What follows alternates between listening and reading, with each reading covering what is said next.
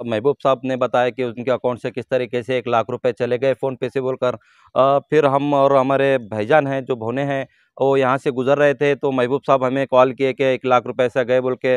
फिर बहुत सारा नॉलेज हमारे भोने साहब को भी था, तो हमने उनको रिक्वेस्ट किया कि आइए आप मीडिया के सामने बताइए, ताकि लोगों को मालूम पड़े कि किस तरीके से उन्हों भी अपने अकाउंट में पैसे रखना चाहिए और किस तरीके से होशियार होना चाहिए। ये बता रहे कि अपने फ़ोन पे से चले गए, फ़ोन पे से 1 लाख रुपए चले गए। कि मेरे अकाउंट से 1 लाख रुपए चले गए हैं।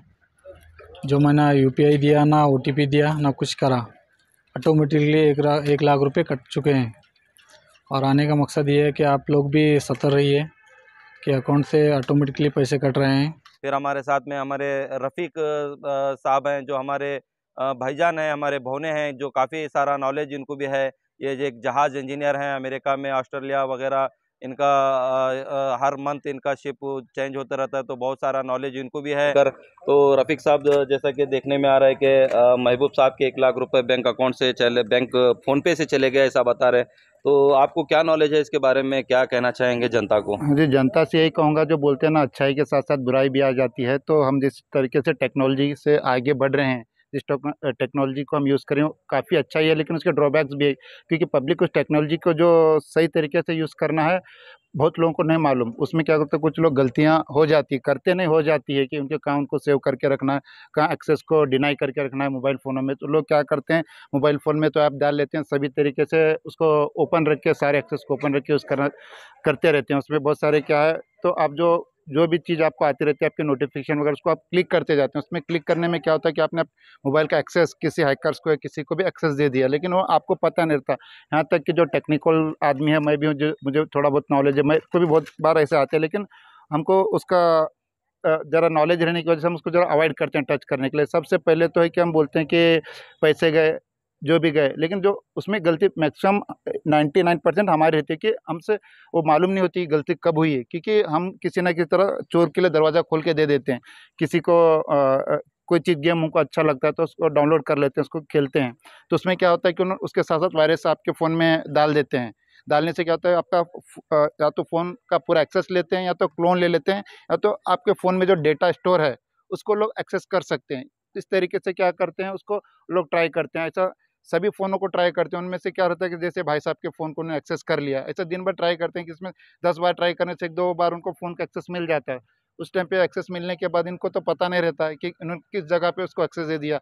गेम में दिया है, किसी ऐप में दिया है, किसी आधार अपडेट कार्ड में दिया, पैन कार्ड अपडेट में दिया, इनको पता नहीं रहता है। ये मासूम की तरह उसको एक्सेस दे देते हैं। उसके बाद इनको फ़ोन को पूरा एक्सेस मिलने के बाद वो जो भी करना चाहे कर सकते हैं।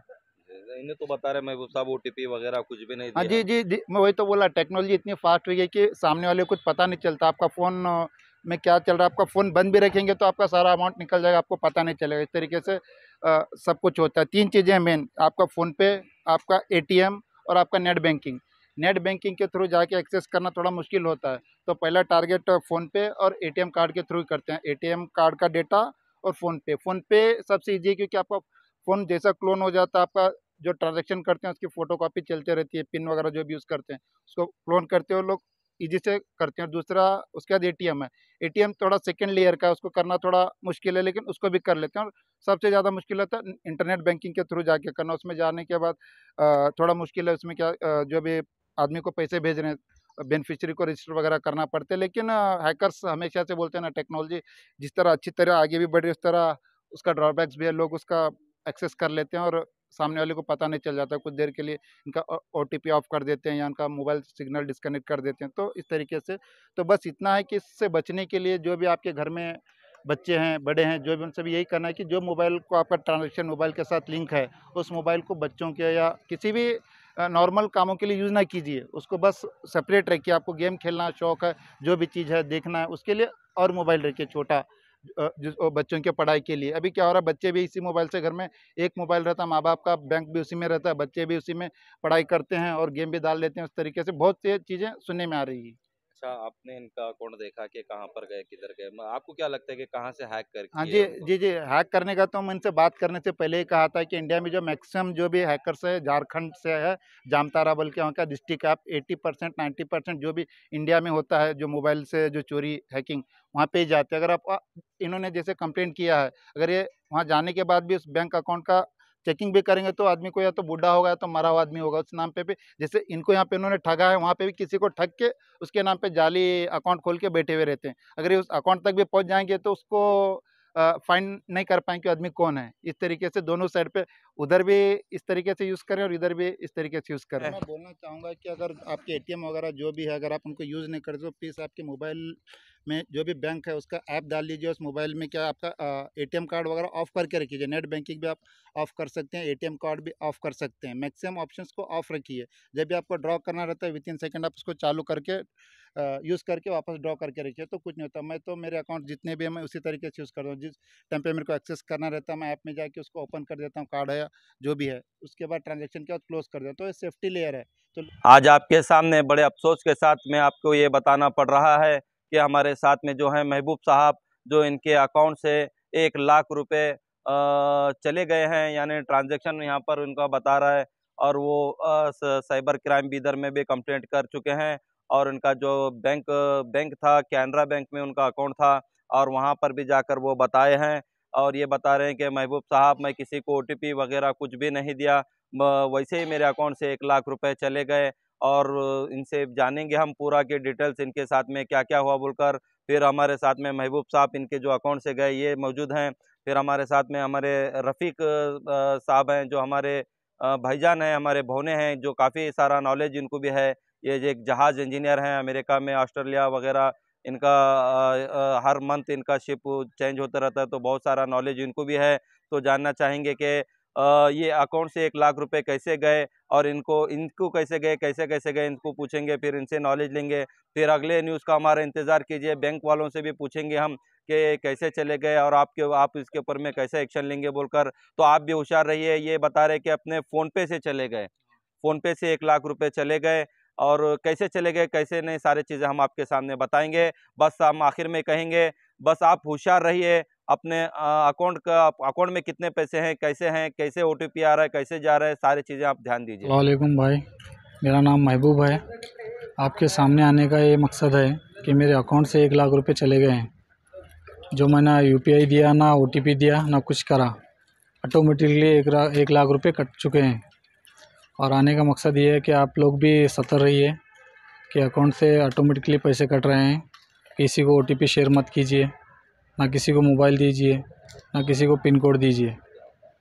तो क्या आप किसी को ओटीपी दिए थे? नहीं, मैं किसी को ओटीपी नहीं दिया, ना शेयर किया। सिर्फ मोबाइल मेरे पास ही रहता है, और ये मोबाइल से ऑटोमेटिकली मैसेज आके ऑटोमेटिकली पैसा कटा है 1 लाख रुपए। तो कौन से बैंक का अकाउंट था आपका? हाँ, मेरा बैंक का नाम है कैनरा बैंक। कैनरा बैंक। हाँ। अच्छा, तो बैंक वाले क्या बोले? बैंक वाले बोल रहे हैं यूपीआई ट्रांजेक्शन हो गया है, आप ही करें बोल रहे हैं। ऐसे तो मैं तो कुछ नहीं किया, ना कोई ऑप्शन दबाया, ना कोई लिंक को टच किया मैंने, फिर भी ऑटोमेटिकली पैसे कट हुए। तो कुछ कंप्लेंट वगैरह का कंप्लेंट किया है मैंने, साइबर क्राइम को कंप्लेंट किया है बीदर में। वो भी छानबीन कर रहे हैं, कोशिश कर रहे हैं वो कि मुजरिम को जल्द से जल्द पकड़ने की कोशिश कर रहे हैं। और बैंक में भी एक फॉर्म दिया मैंने कंप्लेंट का। अब वो बोल रहे हैं 1 मंथ के लिए देखते हैं, हम 1 मंथ के बाद आपको कांटेक्ट करेंगे। क्या नाम है आपका? मेरा नाम महबूब है। कहाँ रहते हैं? मैं रहता हूँ जनता नगर में। अच्छा, क्या काम करते हैं आप? मैं कार मैकेनिक इलेक्ट्रिशियन हूँ। कहाँ पर है गैरेज? मेरा गैरेज हुन्नाबाद में है। कहाँ पर हूँ? हुन्नाबाद गाधा पेट्रोल पंप के पास। अच्छा, तो अभी जनता को क्या मैसेज देना चाहेंगे आप? इतना ही देना चाहता हूँ मैं कि आप लोग भी सतर्क रहिए। ऐसे फेक मैसेज आ रहे हैं, फेक वीडियो भी आते हैं, और गेम के ऊपर भी हो रहा है। बोल रही है कोई भी गेम मत खेल लीजिए, अगर गेम भी अगर कोई खेल रहा है तो उसको भी बंद कीजिए, क्योंकि गेम की वजह से भी हो रहा है बोल के बोल रहे हैं। साइबर क्राइम में कुछ कंप्लेंट किए, कुछ कॉपी वगैरह है? हाँ, है ना, मेरे पास कंप्लेंट किया सो कॉपी है मोबाइल में। हाँ, मोबाइल में। हुमनाबाद के बस स्टैंड के बिल्कुल बाजू साइड में एसएस पारा शॉपिंग मॉल में स्पेशल मैरिज सीजन, क्रिसमस और न्यू ईयर के लिए लेटेस्ट कलेक्शन लाए हैं, जो मिलेंगे रीजनेबल प्राइस में।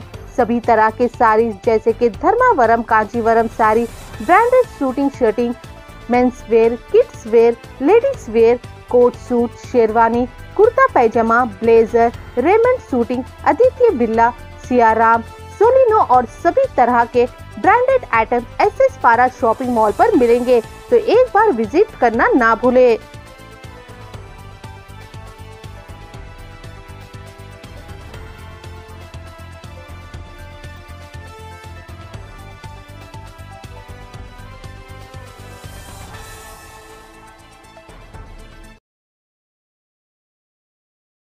पिछले साल की तरह इस साल भी चुड़गुप्पा के बस स्टैंड के बिल्कुल बाजू साइड ज़ारा रेडीमेड कलेक्शन में रमजान स्पेशल रखा गया है। 1199 में 2 जींस पैंट और 999 में 3 शर्ट और 2000 शॉपिंग करने पर एक बेल्ट फ्री रखा गया है। और मैरिज सीजन के लिए ब्रांडेड पैंट शर्ट भी मिलेंगे, जैसा कि शर्ट में red film, red stone, story, urban, dots और जींस में रेड फ्लेम, कोमक, कुर्ता, पैजामा, सूट, शेरवानी, टी शर्ट और सभी तरह के बैग्स भी यहाँ पर मिलेंगे।